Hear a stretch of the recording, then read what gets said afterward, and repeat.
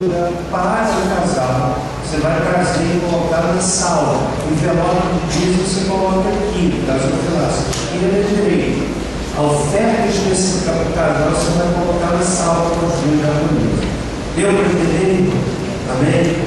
Então nós vamos ficar em pé, nós vamos cantar, vamos orar a Deus. Eu quero orar pelo casal, né? E eu tenho um carinho muito grande com vocês. Um casal muito humilde, gente. Muito humilde. Gente simples, de Deus.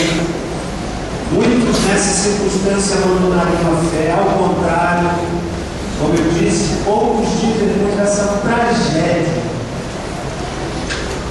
E o casal ainda vive. A polícia encerrou o caso, isso. E eu estive lá e vi.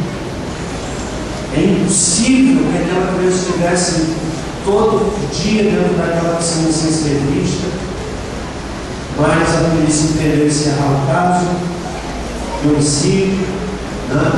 E a gente agora declarar para que eles tenham alegria de todo o fim do caso. Quero orar por eles e também pelos pedidos colocados. Aqui a gente vai cantar para você ter a oportunidade de devolver pelo seu dízimo. Então, entendeu? Dízimo e oferta no caso de laço. Oferta específica que vai ser contabilizada para apoiar esse casal no desenvolvimento de gravidade. Você vai colocar na sala. Quantos entenderam isso? Vamos orar? Senhor Deus, querido Pai, no nome de Jesus, estamos aqui reunidos para prestarmos culto ao Senhor. Queremos te louvar, Deus, porque o Senhor tem sido tão bondoso para conosco. Abençoa agora os nomes aqui citados, pessoas enfermas, que carecem da tua graça, pessoas que vão se submeter a pequenas intervenções, como o moedinho no cateterismo, ao jovem que está aniversariando, Pai. Enfim, pela vida do Rodrigo e do Rogério, pela irmã Sueli também, tua serva. Pai, o Senhor nos abençoe no culto dessa manhã. Fala-nos aquilo que precisamos ouvir da tua parte. Obrigado pelo privilégio de dizimar, de trazer parte daquilo que o Senhor nos tem dado como devolução em obediência à tua palavra. Sensibiliza a tua igreja à obediência do dízimo, que é mandamento do Senhor, assim nós o entendemos. E move também o coração da igreja para ajudar neste casal, Senhor. Em nome de Jesus. Amém. Nós vamos cantar o hino, a santidade, Deus abençoe, pela nossa santa, para anunciar os hinos aqui à frente. Os irmãos, então, que desejarem, poderão fazer isso. Entendido, dízimo do envelope, oferta, você vai colocar no gasofilaço. Apoio ao casal, você vai entregar para os duas diaconisas. Ali não é para você colocar envelope. Quantos entenderam aqui o que eu falei? Você entendeu? Venha quem quiser, ninguém é obrigado a fazer. Quem vamos cantar?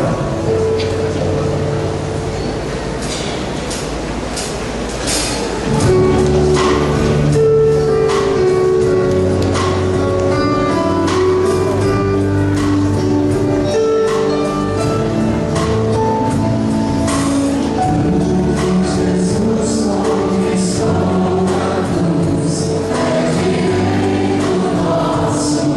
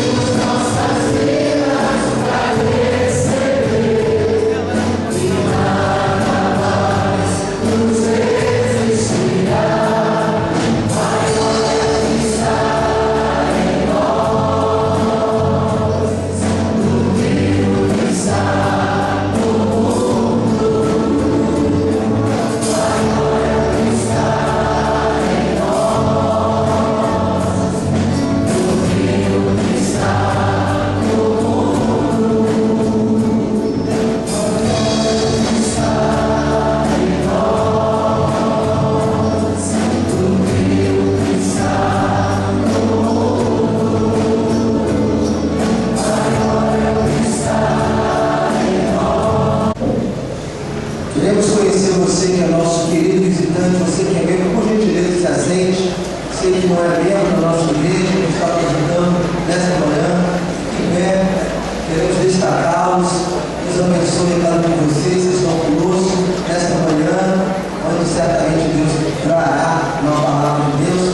Gostaria que os nossos irmãos fossem portadores de um abraço, do aperto de mão, de uma palavra de Deus sobre essas vidas tão preciosas, em nome de Jesus. Vamos dizer a eles: sejam bem-vindos. Sejam bem-vindos em nome de Jesus. Vocês sabem que eu sou assim, bem festivo. Então a gente pode falar com mais ênfase, mais alegria. Vamos falar mais uma vez? Sejam bem-vindos em nome de Jesus. Agora, sejam bem-vindos à nossa casa, que vocês possam voltar quantas vezes assim desejarem. Deus nos abençoe. Teremos um grupo especial nesse momento.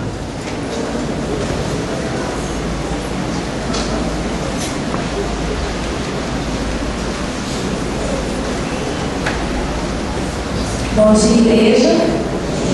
Paz do Senhor. No mês de abril, nós batistas comemoramos o mês da Escola Bíblica Dominical. Então faremos uma pequena apresentação. Senhores, apresentamos uma escola original. É o nome que lhe damos, Escola Dominical. Eu gosto dela fugir, mas ligada com atenção. Lá todo mundo é amigo e aprende boa lição. Eu encontro companheiros que ensinam para minha idade. São os mestres conselheiros que nos guiam a verdade. Tenho também bom proveito para a mente e coração. Nela aprendo o que é direito e conduz a boa ação. Na classe de adolescentes, também não têm algemas. Tenho toda a liberdade de discutir os problemas. Na minha classe de adulto, homem, iluminado ou culto, todos têm permissão para discutir o si. Outros estão aprendendo com o gosto como poderia crescer ter o bom que estão. Se todo moço cuidasse de nessa escola querida não faltar a sua classe, seria feliz na vida. Se toda adulta pessoa essa escola frequentasse, veria o quanto ela é boa e quanto o fruto dela nasce. Amigos, apresentaram então como funciona a Escola Pública Dominical. Se todos aprenderem o ensinamento profundo, podem todos se inscrever na maior escola do mundo. Amém.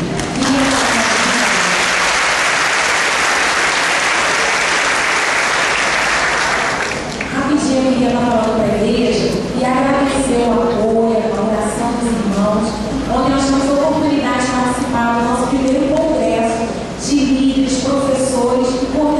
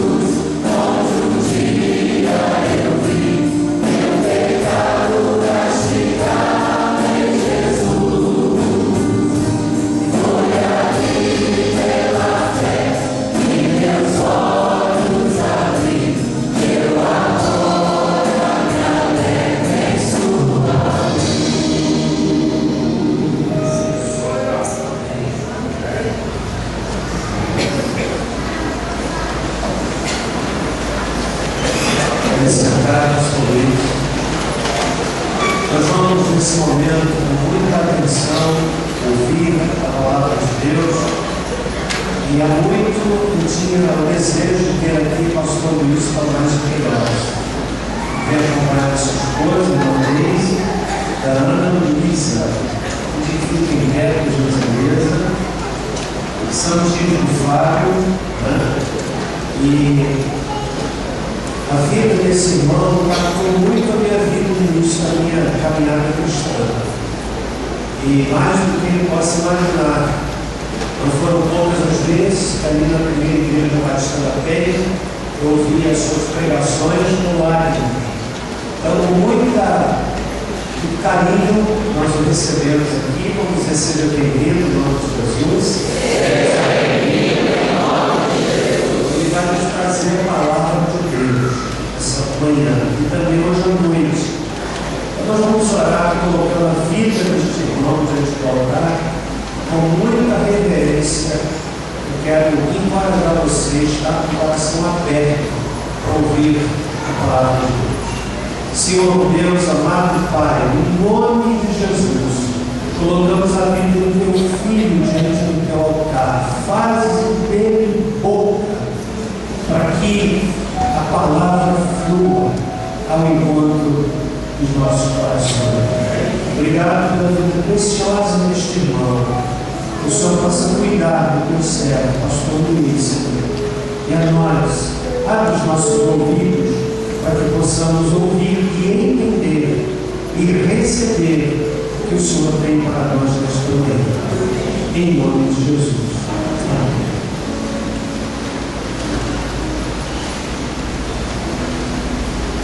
Eu agradeço ao pastor Celso o convite para estar com os irmãos nesta manhã. Eu disse a ele desde cedo, eu estou muito emocionado. Eu não sei se é a idade que deixa a gente emocionado assim, mas todas as situações fortes que nós já vivemos agora pela manhã, o fato de revê-lo e estar com os irmãos, isso me remeteu ao passado, quase 40 anos, né? Esse ano eu estou completando 39 anos de ministério. E lembro com muito carinho da chamada de Deus. Eu não fui apenas salvo, mas o Senhor me escolheu, mesmo não sendo digno, para ser ministro da sua palavra.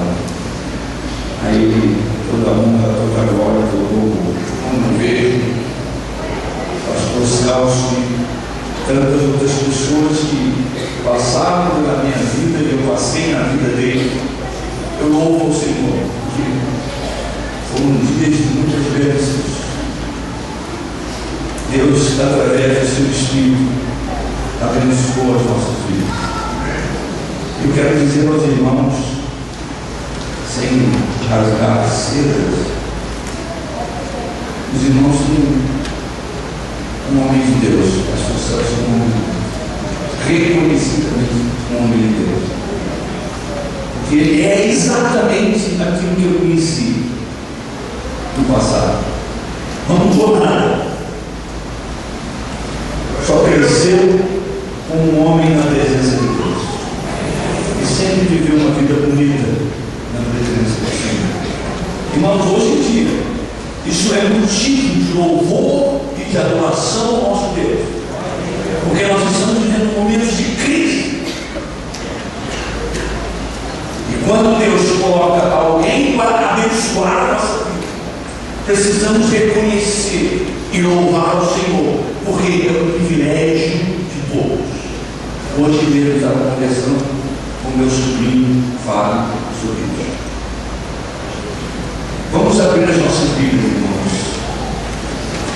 na primeira carta de João, capítulo 2, e vamos ler os versos de 15 a 17. Eu estarei lendo na minha tradução, é a tradução da Bíblia na linguagem de hoje. O título da mensagem desta manhã é a perda da identidade cristã.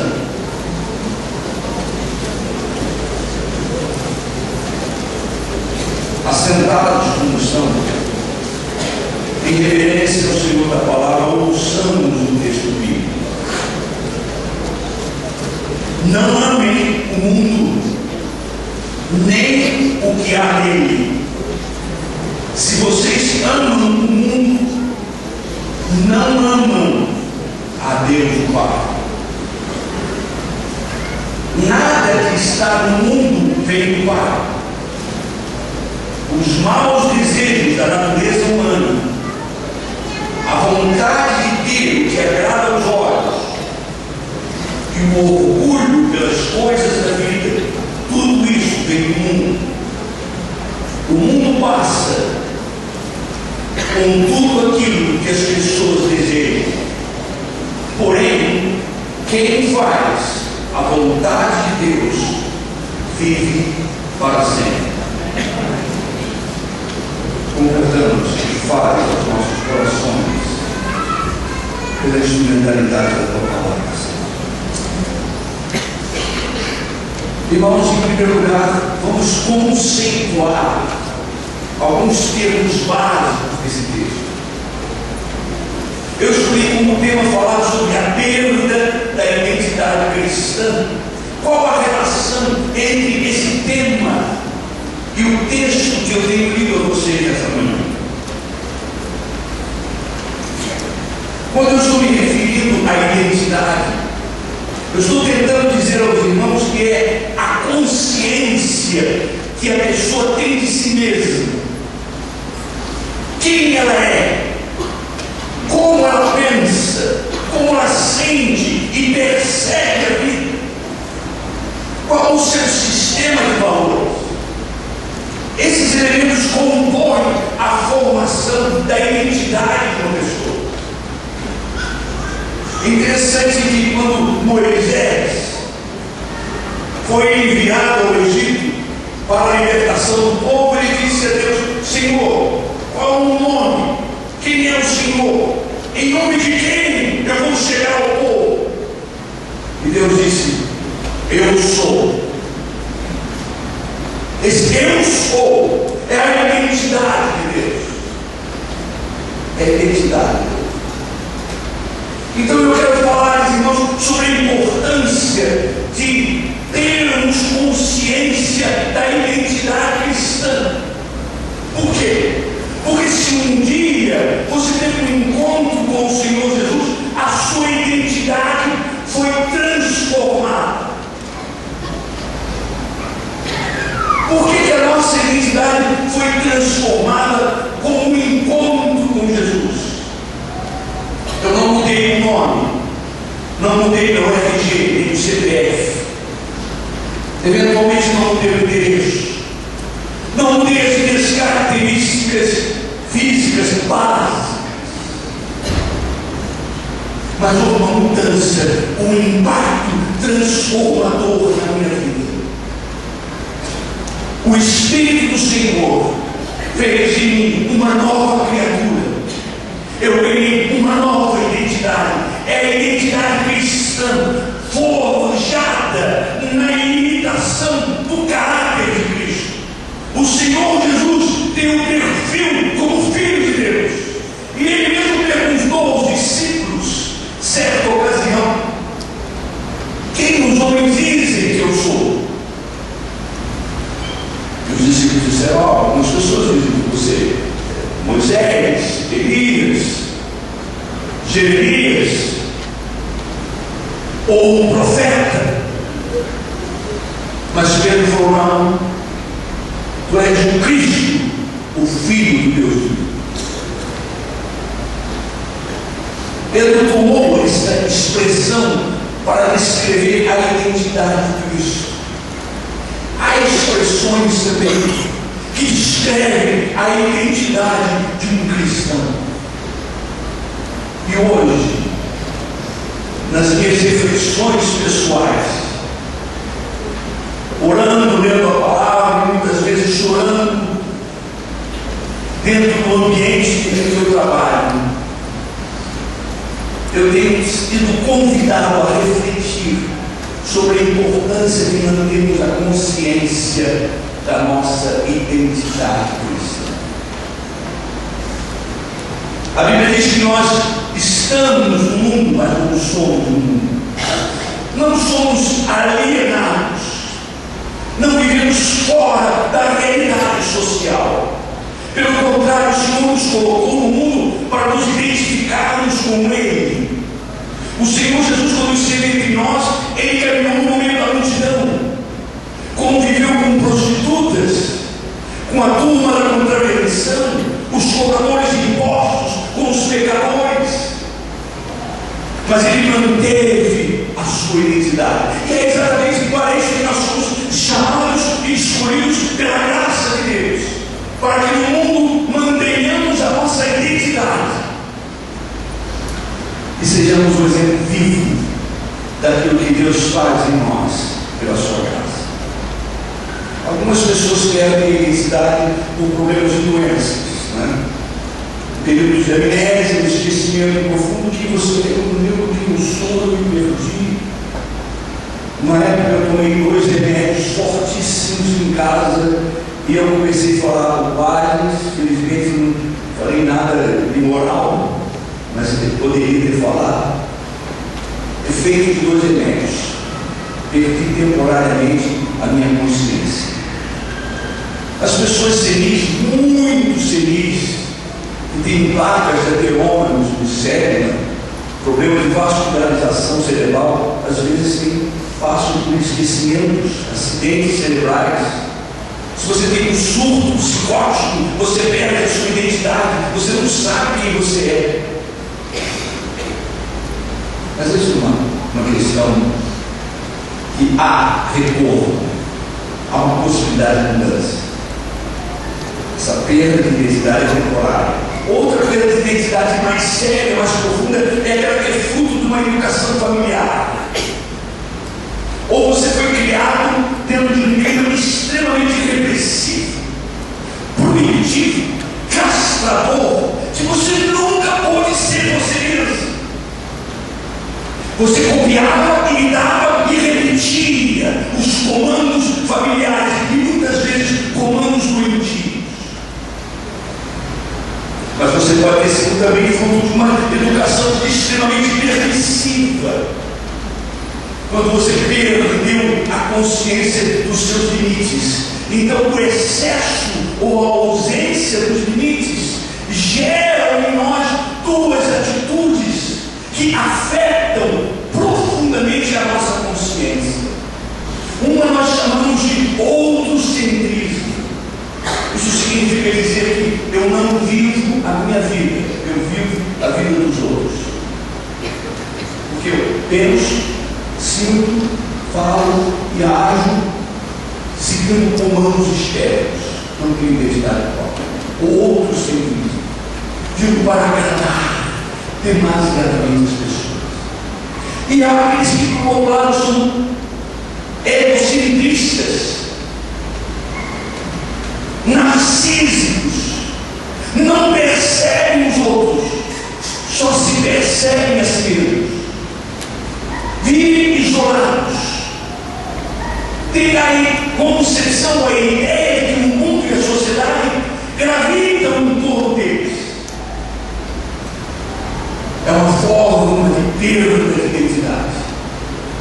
Obviamente, irmãos, eu estou falando de extremos, doenças, educação familiar, mas existem pessoas que, em decorrência da baixa autoestima, perdem o senso crítico, a autocrítica, e se tornam pessoas facilmente influenciáveis. Facilmente influenciáveis. São pessoas seduzidas pelo mundo. Irmãos, há 2 tipos diametralmente opostos de cristãos. Aqueles que estão no mundo e interagem socialmente de uma forma saudável, e existem os cristãos eremitas, aqueles que se afastam da sociedade porque se acham extremamente espirituais e piedosos. Não podem conviver socialmente num ambiente de trabalho, ou com pessoas que não são cristãs, ou porque têm medo de serem influenciadas, ou são interiormente superiores. O Senhor Jesus não nos chamou nem para sermos eremitas, isolados do mundo, nem para perdermos a nossa identidade dentro desse mundo. Quando usamos a palavra mundo, qual é o sentido bíblico, irmãos? Porque a questão da identidade aqui começa com essa dialética, essa dinâmica de relacionamento com o mundo, porque o texto bíblico coloca claramente o seguinte: se você tem uma identidade cristã, você não pode amar o mundo, mas você tem que amar o Pai. Você vive no mundo, mas não pode colocar o seu amor no mundo. Aqui está a questão básica de Deus. E quem coloca o amor no mundo começa de forma muito sutil a perder a sua identidade cristã. O mundo é um sistema de comando global que determina e impõe uma filosofia social, uma filosofia de vida, determina os comportamentos da sociedade. Isso é o mundo. Esse sistema, prestem atenção, ele define, verbo definir, orienta, determina as escolhas, controla as decisões, pensamentos, sentimentos, desejos e valores da vida de uma pessoa. Isso significa o pensamento do mundo, ou a filosofia do mundo. Quando João está falando do mundo, ele não está falando da natureza e da sociedade como um todo, mas dos valores, do que está por trás da conduta social. Quem é que comanda essa conduta social? E quais são os traços de influência dessa conduta sobre a nossa vida como cristãos? Existem duas forças operantes, irmãos, que agem sobre a sociedade. Como cristãos entendemos que há o engano satânico. A Bíblia diz que o diabo veio para matar, roubar e destruir. Numa visão macro-social, a gente percebe não só o caso que o pastor Celso citou agora mesmo desse episódio com essa família, mas a gente percebe a disseminação das drogas, a destruição das famílias, a violência, a corrupção humana e social, política, econômica, a perversão dos valores sociais. Não é por acaso, irmãos, que o próprio João diz, nessa mesma carta, que o mundo jaz no maligno. De forma subliminar, aberta, oculta, mas ostensiva, uma ação do inimigo para perverter a ordem social, o ambiente onde nós vivemos. Esse poder operante tem como objetivo desestabilizar, comprometer ainda mais a natureza humana caída pelo pecado. Eu não preciso de Satanás para pecar, mas as forças dele estão atuando sobre a sociedade, principalmente em cima das pessoas que não têm a graça e a bênção de Deus. Nós sabemos que ele é vencido, mas ele age. A segunda força operante que existe na nossa sociedade são os chamados formadores de opinião. Nós estamos expostos, desde a hora que levantamos até a hora que vamos dormir, dos formadores de opinião. São pessoas, mas muito mais do que pessoas. É a grande mídia, são os jornais, são as TVs, TV aberta, TV a cabo, é o cinema, é a literatura.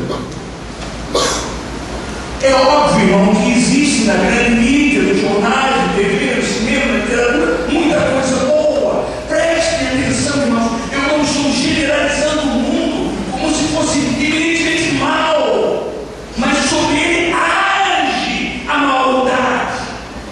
Não só a maldade de Satanás, mas a maldade dos formadores de opinião, que nós não sabemos exatamente quais são os objetivos, mas eles não querem ver ninguém feliz e satisfeito. O que eu estou tentando dizer essa manhã, irmãos, é que nós vivemos diariamente uma batalha. Não é uma batalha espiritual, presta atenção. É uma batalha para reavivar constantemente a nossa consciência, a fim de que a nossa identidade cristã seja mantida onde estivermos, não pelos nossos méritos, mas pela graça do Senhor. Se a nossa consciência é abalada profundamente por essas forças operantes, e se essa filosofia do mundo é tão forte, como nós vamos fazer? João diz: não há nenhum mundo, nem o que há. Você já parou para pensar quanto tempo você trabalhou para juntar o dinheiro para comprar a sua casa, para comprar o seu carro, para comprar os utensílios que tem na sua casa, para você formar o seu patrimônio pequeno ou grande? Você já pensou como a nossa batalha diária é muito grande para sobreviver numa sociedade consumista que impõe valores, onde a mídia gera necessidades para que nós possamos consumir cada vez mais, nos retirando da vida simples e nos colocando na vida complicada? Então nós estamos exatamente lutando para sobreviver nesse ambiente que nos envolve, que nos seduz. Prestem atenção, essa palavra envolver, seduzir, são expressões óbvias do espírito que domina a nossa sociedade. E quando nós perdemos Cristo, a identidade cristã, nós temos o nosso primeiro grande problema, que é a distorção do afeto. O que é distorção do afeto? A Bíblia diz: ame a Deus e não ame o mundo. Você fica lutando entre o amor a Deus e o amor ao mundo. Se eu perguntar para vocês aqui, nós começamos cantando, o primeiro cântico aqui foi falando sobre o amor a Deus. Todos nós, conscientemente, confessamos o nosso amor a Deus, ao Pai, ao Senhor Jesus. Mas vivemos uma batalha lá fora, porque o nosso afeto é cindido. Há uma dissonância cognitiva e afetiva. Às vezes nós não sabemos discernir qual o limite deste nosso afeto, quando ele está voltado inteiramente para Deus, ou quando ele está contaminado por essa sedução do nosso cérebro. Quando você está dividido entre amar a Deus e amar outras coisas, aos valores dessa sociedade, você vive uma esquizofrenia espiritual. Você divide a sua mente e o seu afeto. Uma pessoa dividida, ela se enfraquece, ela perde a identidade, ela não sabe quem é. Diariamente, precisamos reafirmar o nosso amor ao nosso Deus, para que não haja essa esquizofrenia espiritual, esse enfraquecimento em cada um. 3 elementos saltam no texto, que na tradução de vocês representa a palavra consciência. Essa expressão significa dizer vontade de cometer pecado. É a tendência da natureza humana de ser orientada e direcionada para cometer pecados. João diz que existem os pecados provenientes dos maus desejos, os pecados provenientes da vontade de ter o que agrada os olhos, e os pecados provenientes do orgulho pelas coisas dessa vida. Vamos ver o que significa cada um deles. Maus desejos. A palavra desejo é muito bonita, ela é rica, porque nós somos movidos por desejos. Os intérpretes do comportamento humano dizem que nós somos movimentados por uma energia libidinal, uma energia que o tempo todo nos leva para o prazer. Há um princípio colocado pelos estudiosos do comportamento que diz o seguinte: o tempo todo nós estamos evitando o sofrimento, a dor, a frustração, e estamos buscando consciente e inconscientemente o prazer, a satisfação. Não existe nada de mal nesse sentido. Mas o que a Bíblia diz é que há uma relação, há uma contaminação dos nossos desejos. Eles são corrompidos de tal maneira que a nossa vontade fica inclinada para o pecado. Se você, como eu, tem algum tempo para fazer meditação, para entregar aos pensamentos, a se lançar no imaginário, observe bem que com poucos minutos ou segundos a sua mente já está caminhando por caminhos que não agradam ao Senhor. Que os nossos desejos primitivos, instintuais, sofrem uma carga pesada de direcionamento para o pecado. Sem querer exagerar ou fechar a questão sobre o assunto, eu quero dizer, irmãos, que os nossos desejos estão direcionados para o prazer. E o prazer é uma leitura comum feita por uma filosofia chamada hedonista, que é o prazer pelo prazer. Esse prazer pelo prazer é o prazer do pecado. Por isso que Tiago diz que quando nós oramos, pedimos alguma coisa, quando nós desejamos algo, precisamos ter sabedoria para orar. Porque na grande parte, na grande maioria, as nossas orações, as nossas intenções, os nossos desejos não são atendidos. Porque neles há um substrato que facilita, que nos conduz para o pecado. Pedis e não recebeis, porque pedis mal. A nossa petição é contaminada pelos desejos que nos facilitam o pecado. Os nossos desejos precisam passar por aquilo que Tiago chama de análise das dimensões. Outro dia, alguém falou comigo: eu preciso ganhar 3 vezes mais do que eu ganho.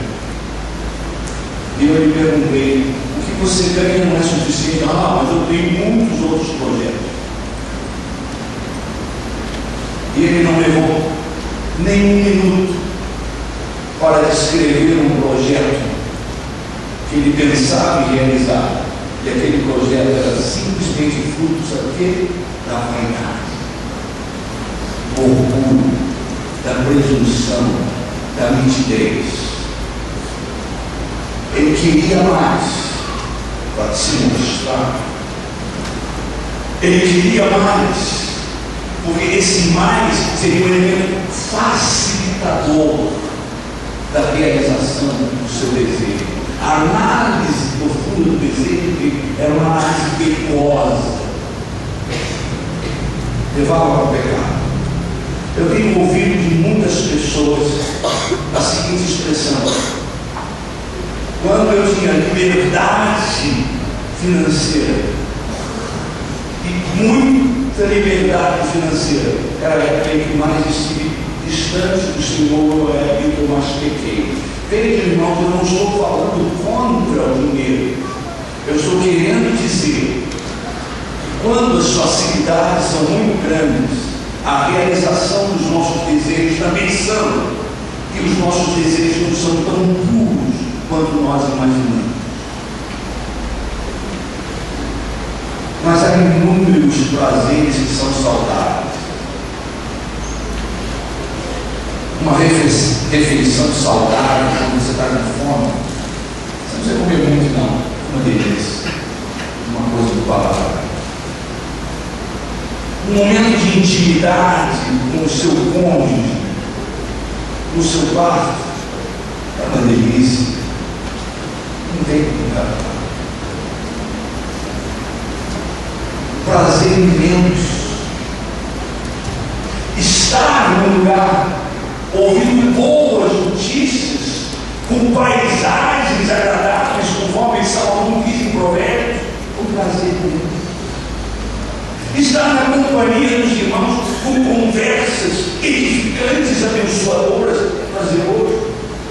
Dormir numa cama gostosa, quando você está com aquele sono ou peso cansado, é uma coisa assim, sem palavras. Então há muitas formas de prazer que não são pecados. Nós precisamos descobrir isso e buscar esse prazer. Existem pessoas que sentem um prazer orgasmo quando estão pescando, horas a fila. Às vezes um peixe está muito bom, que pescaria maravilhoso. Eu gosto muito do mar, às vezes eu vou dar um passeio no mar, no saveiro. Eu olho aquela natureza, vejo aquela paisagem linda, como aquilo me faz bem. Por questões de saúde, preciso dizer, não dando vaidade, preciso fazer academia com frequência, não posso sempre. Mas quando eu termino aquela série de atividades ali na esteira, no trânsito, eu sou tomado de uma forte dose de endorfina, essa substância prazerosa. Eu estou diante de um espelho, eu olho e estou como é gostoso fazer essa caminhada. Como é gostoso sentir esse prazer físico. O prazer é maravilhoso, o prazer é cristão, o prazer é saudável, mas ele precisa passar pela análise das intenções. Porque fora disso, todo prazer tem um substrato que nos conduz ao pecado. E é exatamente esse prazer que o mundo prega e anuncia. Prega e anuncia. É o prazer, fruto dos desejos da natureza. Agora, os nossos olhos são fantásticos, né? A gente percebe detalhes, coisas maravilhosas, lindas, bonitas e feias, mas os nossos olhos têm um poder muito forte de despertar a vontade. São as janelas da alma, na linguagem do Senhor da montanha. Jesus disse: se os nossos olhos forem bons, todo o nosso corpo será bom. Se os nossos olhos forem maus, seremos contaminados pela maldade.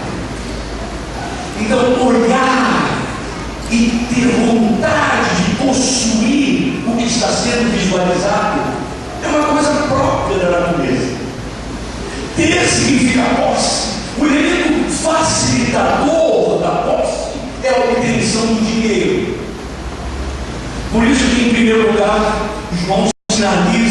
para os problemas do prazer, maus desejos da natureza humana, prazer inadequado. Em segundo lugar, João sinaliza para o perigo daquilo que agrada aos olhos, porque leva à posse. Não há nada de mal em nós termos as coisas. Você trabalha para quê? Só para pagar a conta? Horrível. A gente trabalha para pagar as contas, mas para obter as coisas. Obter as coisas. Quando o Senhor Jesus liberou os seus discípulos, ele disse: vocês não precisam levar nada, não. Ele depois casou, não sei se era casado, mas ele disse: olha, vocês vão andando, não precisam levar nada, porque eu vou suprir todas as necessidades de vocês. Não precisam levar alforjes, não precisam levar bolsa nem nada. Estou lembrando daquela bolsa que você usava, tem brilho assim, se altão, né? Aquela bolsa bonita, né? Eu usava uma bolsa bonita, a gente olhava para cima, se eu pudesse ter uma bolsa dessa, não era só dele, o estilo dele. Mas eu só não precisa levar bolsa. Eu tenho um compromisso com vocês de sustentá-los. Isso não significa dizer, irmãos, que nós não precisamos estudar para melhorar a nossa condição financeira ou implementar os nossos dons e talentos, nos tornarmos empreendedores, nos envolvermos em como melhorar as nossas finanças. Por quê? Com recursos dentro da identidade cristã, nós vamos abençoar o povo de Deus, a igreja do Senhor, as pessoas que estão à nossa volta. Nós vamos ter um repartir. Então, ter carro, roupas, tecnologia de ponta, cosméticos, moda, etc., tudo isso é igual a dinheiro. Não há nada de mal nisso. O que o Senhor está colocando no apóstolo João para nos dizer nesta manhã é que o nosso amor não pode estar nas coisas materiais, naquilo que os nossos olhos veem. O nosso amor tem que estar fixo no Senhor. Eu amo minha cama, mas eu amo mais o Senhor. Desculpa, Deise, você em primeiro lugar. Eu amo mais a minha esposa, mas primeiro o Senhor. Gosto de muitas coisas, assim como rejeito de muitas coisas, mas o meu coração está no Senhor. Não sei se o pastor Celso lembra, na nossa época de seminário, hoje eu não sei, havia um psicólogo chamado Pater Nosso, ele aplicava um teste psicológico nos futuros pastores para ver se eles tinham competência emocional, estrutura para o ministério. E o Deão, o Ronald Luther, ele me chamou para dar o relatório, pegou a folha de análise do meu inventário e falou: olha, você queria que é médio, superior, nem sabia muito bem o significado dele, mas fiquei satisfeito. Me deu um dos outros relatórios e falou assim: mas o que nos interessa aqui no seminário é que você teve 10 em amor a Deus. Achei interessante, como é que 10 ele digo meu amor a Deus. Eu estava nervoso por causa disso, mas eu fiquei impressionado nas questões. O resultado é que eu amava a Deus, eu amava o Senhor, eu amo o Senhor, Ele é o meu Senhor, é o amor da minha vida. Deus tem colocado no apóstolo João, que é o apóstolo do amor, o sentido maior da nossa identidade, que é o amor a Ele. Se temos muito dinheiro, o problema não é o dinheiro, é se você ama mais o dinheiro, se você tem paixão no dinheiro, ou se você ama o Senhor. Tenho conhecido pessoas economicamente muito prósperas, mas que amam de coração o Senhor. Tenho conhecido pessoas extremamente pobres, que amam de coração a miséria. Outro dia no Rio, na minha frente, um carro caiu aos pedaços. Não era Fusquinha, não, um outro carro. O carro estava caindo aos pedaços. Mas atrás estava escrito o seguinte: que o segredo do meu sucesso é isso. Eu esqueci. Não me inveje, não me inveje, trabalhe. Não me inveje, trabalhe. O segredo do meu sucesso é a força da sua inveja, uma coisa assim. Eu acho que uma lei estava lá, o carro não estava nem andando, mas é aquele tipo de pobre que ama a miséria de quem. Então, o que eu estou querendo dizer aos irmãos aqui não é quanto você tem de poder econômico, de posses, mas quem ocupa o primeiro lugar na sua vida. Se são as coisas materiais ou o amor ao Pai eterno. O amor. Você pode ser muito rico e amar o Senhor. Você pode ser muito pobre e amar o Senhor. Ou você pode ser ambos e não amar o Senhor. A questão aqui da identidade é onde está o seu amor. Em terceiro lugar, João disse que nós temos um problema sério, que é o problema do orgulho pelas coisas da vida. Orgulho pelas coisas da vida. A sensação nítida que nós temos aqui que é a questão séria de competição dessa nossa sociedade. Outro dia, numa reunião da escola da minha filha, uma mãe estava dizendo para a professora que a professora deveria exigir o máximo da filha dela, com 10 anos, porque aquela menina estava sendo preparada para a vida. E a sociedade era extremamente competitiva e cruel. A filha dela tinha que ser a melhor. Se nós somos movidos por essa competição, por essas comparações, facilmente seremos seduzidos pela inveja e pela cobiça. Que coisa triste um cristão invejoso, cobiçoso, que não se alegra com aquilo que ele é e com aquilo que ele tem. Não se aceita dentro dos seus padrões, dentro dos seus limites, mas mantém uma atitude de revolta. Porque socialmente o que vale é a proeminência social, são os títulos, é o status, é o reconhecimento social, é a sofisticação.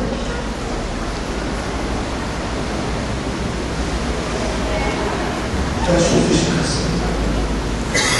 Isso não vale nada para o Senhor, porque Deus não está preocupado com esses valores da sociedade. O que importa é o valor que Deus atribui a mim como pessoa, como filho dele, como salvo. E o poder que está por trás desse orgulho das coisas da vida, esse poder corrompe. Pessoas que inicialmente eram honestas, sinceras, que tinham uma vida bonita, começaram a exercer o poder, se corromperam, tropeçaram.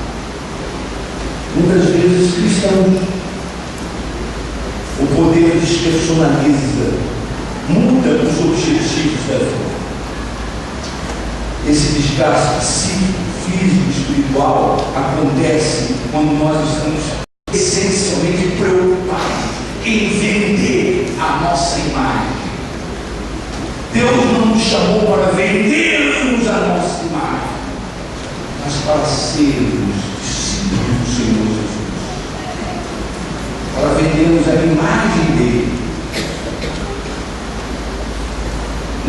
estou me despersonalizando, mas é um orgulho para o cristão esboçar naturalmente características do perfil do Senhor Jesus, porque isso é abençoador. Mas, irmãos, se podemos perder a identidade pelos maus desejos, pela obtenção que agrada os nossos olhos, pelo orgulho das coisas que essa vida oferece, tenho que dizer que, infelizmente, hoje a igreja também tem perdido a sua identidade. A igreja secularizou-se, andou em direção ao mundo para compartilhar essa filosofia do mundo. Relativizou o Evangelho. Ao invés de firmar as suas estruturas, as suas bases na palavra, fez concessões para agradar a sociedade, contaminando a doutrina e a veracidade do Evangelho. A igreja abandonou a palavra, sofreu debaixo de pressões sociais, adaptou a sua doutrina para angariar certos seguidores, cunhou falsamente uma teologia da prosperidade que não tem nenhuma fundamentação bíblica, mas prometendo riqueza para um povo que vive na miséria, dinheiro para quem está endividado, sucesso de empresário para quem é funcionário ou um trabalhador comum. Mas graças a Deus, irmãos, que há uma parte muito grande da igreja que não rendeu a sua identidade a essa secularização. Para terminar o texto, irmãos, João diz o seguinte: o mundo passa, e tudo que as pessoas desejam nesse mundo, mas quem faz a vontade de Deus vive para sempre. E o nosso segredo é amar o Senhor. Sabe como você pode amar o Senhor? Ter afeto, ter pecado. Não sei se era da época, Celso, mas eu lembro nas reuniões de oração da juventude, aqueles novos convertidos, chegavam para Deus e chamavam de paizinho, né? Paizinho, paizinho. Eu ficava assim, porque eu era mais antigo do Evangelho. Quem é o paizinho? Nosso Deus, ele não tinha pai, filho de pai. E estava tão perdido que ele encontrou Jesus, paizinho, paizinho. Aquela declaração afetuosa de amor. Dê o seu amor ao Senhor. Diga a Deus o quanto você o ama, como ele é importante para a sua vida, como ele é a essência da sua vida, como você só tem sentido por causa dele. Declare ao Senhor com adoração, com louvor, com reconhecimento a grande soberania dele. Não precisamos ficar presos apenas ao poder, à onisciência, onipotência, onipresença do Senhor. Nós podemos ficar ligados ao seu gesto, quando ele, em Cristo, se fez homem, habitou entre nós. Em Cristo, morreu pelos nossos pecados. E se há alguma coisa boa em você e na minha vida hoje, é por causa do Senhor. Nós não temos mérito algum. Não há nada em você que seja significante diante da grandeza de Deus. E a consciência da nossa identidade passa por esse sentimento de humildade, de dependência. Parece que nós nos tornamos crianças na presença do Pai. Precisamos daquele afeto, daquele abraço, daquele carinho, ao qual, de maneira sincera, devolvemos. Grandeza do Senhor. Ame o Senhor. A nossa identidade consiste basicamente, identidade como cristão, consiste basicamente em amar o Pai e fazer a vontade. O Senhor Jesus deixou isso muito claro. Ele tinha vindo aqui obedecendo o Pai, ele amava o Ai e ele só fazia a vontade do Pai. E Deus é o Pai perfeito, não é o seu Pai natural. Os nossos pais naturais foram falhos, deixaram lacunas, alguns feridas, alguns deixaram herança psíquica doentia para nós. Não confunda o Pai eterno com o seu Pai natural. Se há alguma interferência, abandone essa imagem do seu Pai natural e receba a imagem do Pai eterno, que é puro, perfeito, santo, Ele ama incondicionalmente.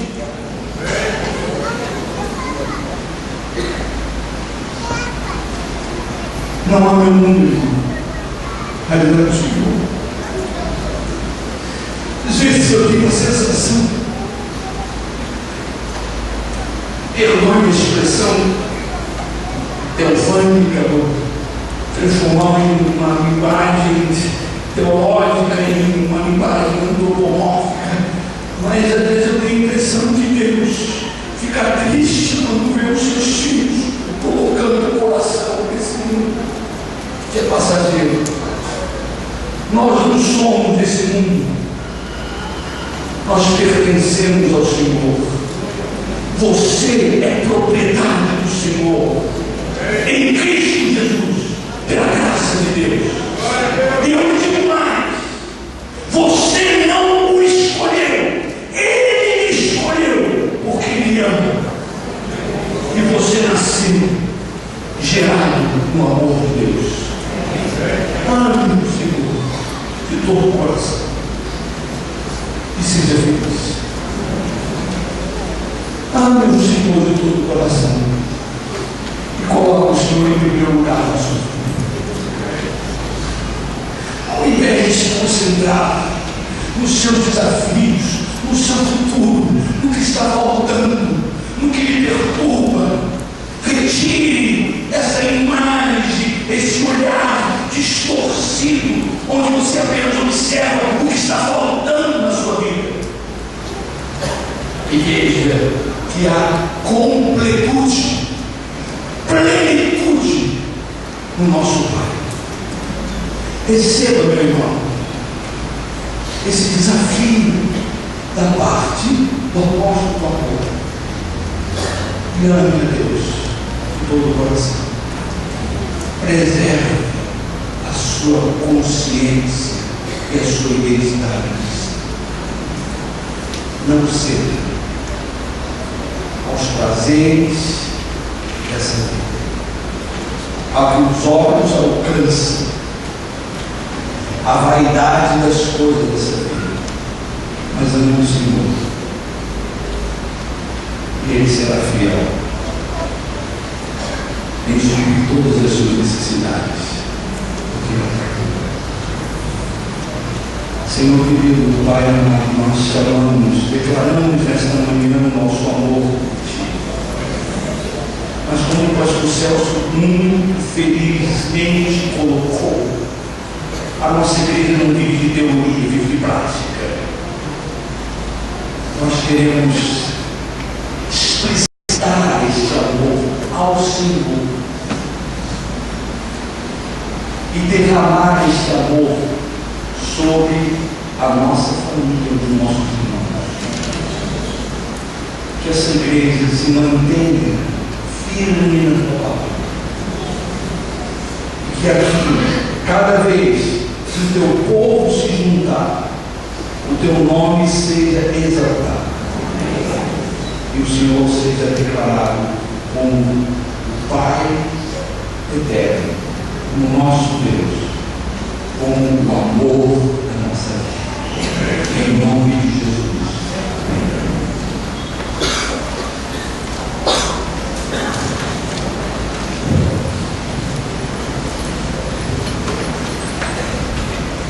Com essa palavra em mente, nós vamos celebrar a ceia, renovando diante do Senhor nosso compromisso de fato, amarmos ao Senhor de todo o nosso coração. Vou convidar os diáconos que se aproximem desse momento. Deus amado, nós te agradecemos pelo sacrifício de Jesus na cruz do Calvário em nosso lugar. Por ele temos acesso livre à tua presença. E agora, Deus, quando vamos celebrar a ceia, ajuda que façamos, renovando diante de ti, Pai, a nossa entrega total de vida diante do teu altar. Se por desventura houver algo em nós que o teu Espírito já revela que precisamos vencer, em nome de Jesus, Pai, ajuda-nos, trabalha o nosso coração, restaura-nos para a honra e glória do teu nome, em nome de Jesus. Estão convidados para esta celebração todos os crentes batizados em comunhão com a sua igreja.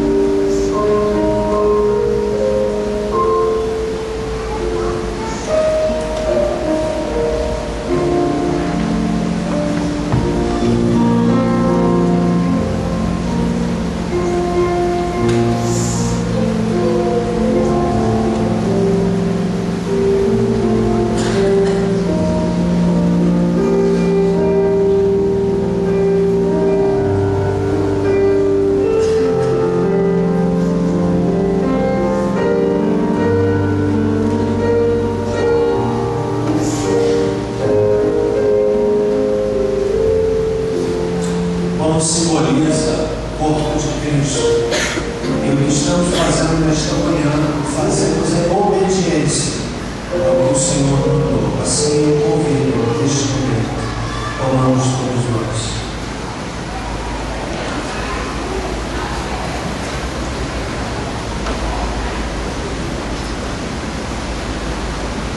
Obrigado, Senhor, pelo sangue de Cristo, vertido na cruz do Calvário em nosso lugar, simbolizado no cálice que tomamos agora. Em nome de Jesus. Amém.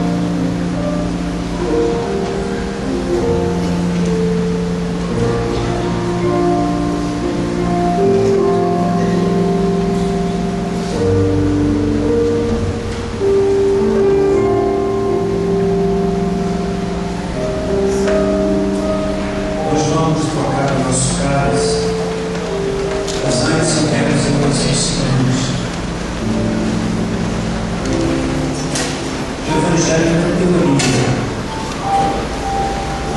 Jesus foi absolutamente claro quando disse: o mundo conheceria que nós somos discípulos dele por uma razão simples: se nos amarmos uns aos outros. Qualquer outra coisa não tem sentido. Prédio não tem sentido. Teologia não tem sentido. Amar uns aos outros. Amar mesmo que tenhamos diferenças. E é aí que de fato o amor se expressa. Então eu quero encorajar você como expressão desse desejo do nosso coração. Trocar o seu cálice com amor. E este ato pode representar muita coisa. Pode representar um pedido de perdão, pode representar uma renovação de amor, pode representar outra coisa. Então, se você desejar, faça isso. Se o seu cálice não tornar, nós ofereceremos outro para você.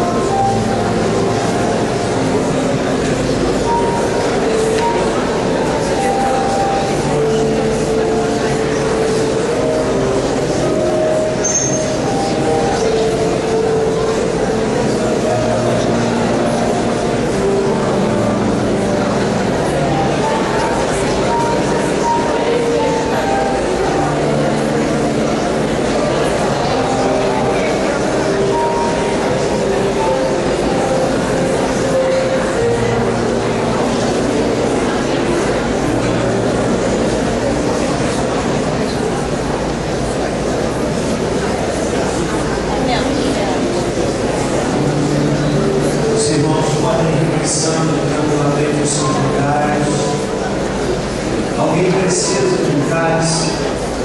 Pode chegar aqui.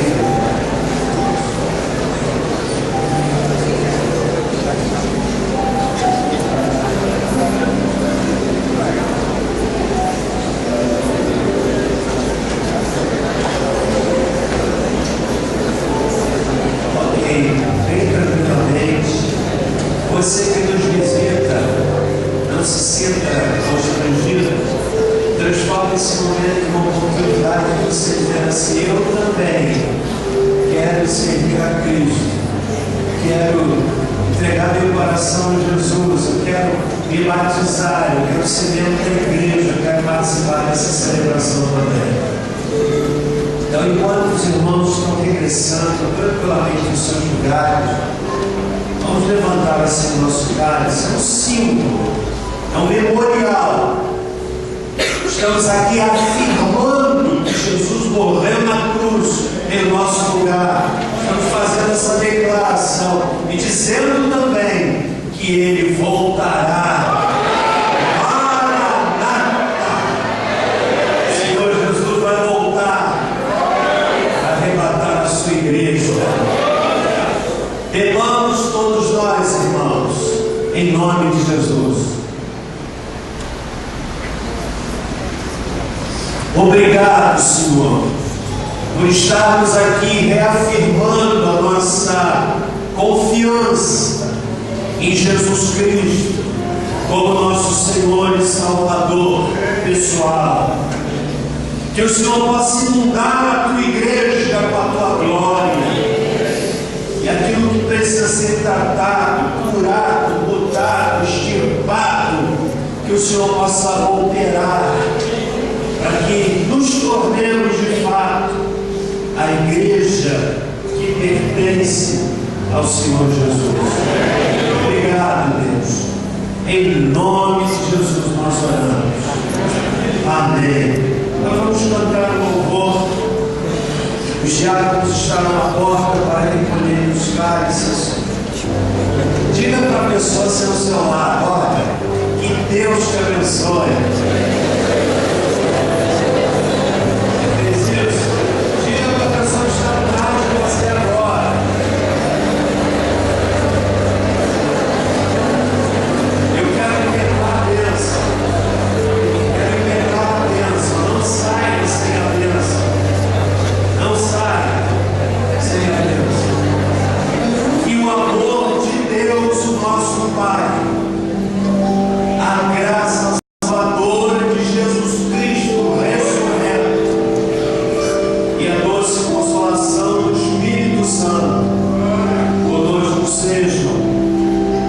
com todo